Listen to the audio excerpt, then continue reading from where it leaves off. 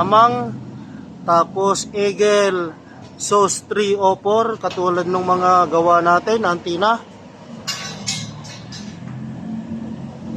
Bali ito yung oversize yung taas niya mga boss.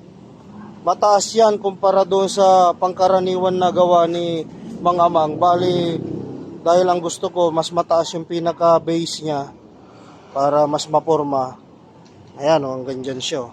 Halos pantay siya doon sa ating Cobra. At yung pinakataas niya, yun. Mas mataas siya doon sa ibang antena ko. Pero ito naman mga boss, plug and play din yung stick. Kung sakaling tumatama siya sa parking nyo, pwede pong putulan yan. Then, nandito. Hindi plug and play nyo lang po yan dito. Yun. Ayan yung laro niya. Ayos, tamang-tama lang. Yun oh. Subukan nga natin balugtutin yung stick. Ayan, kuwari sumabit siyang ganyan. Tapos balik natin. Ayan, humampas-hampas na. Ayun, hindi man lang na-deform. Yan ang kagandahan sa stick na yan. Tapos ito, kapag umaalog yung pinaka-base niya, matatag gawa ng yung spring dito sa puno ang naglalaro. Kaya matatag siya. Napakaangas di ho ba mga boss?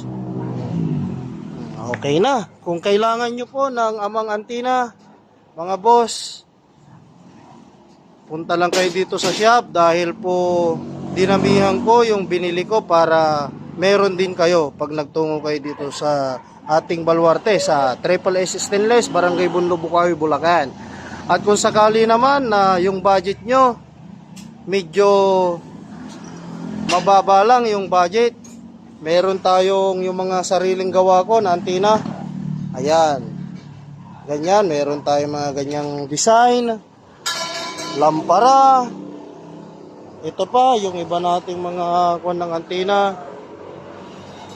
At ito, napakarami yung pagpipilian. Yan po ay gawang kamay. Bakit gawang kamay? Dahil mano-mano ko lang po lahat yan ginagawa. Ayan. Meron pa tayong Cobra dyan, oh.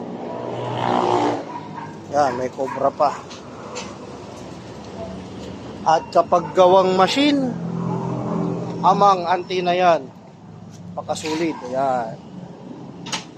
Maraming salamat mga boss. Please like and share.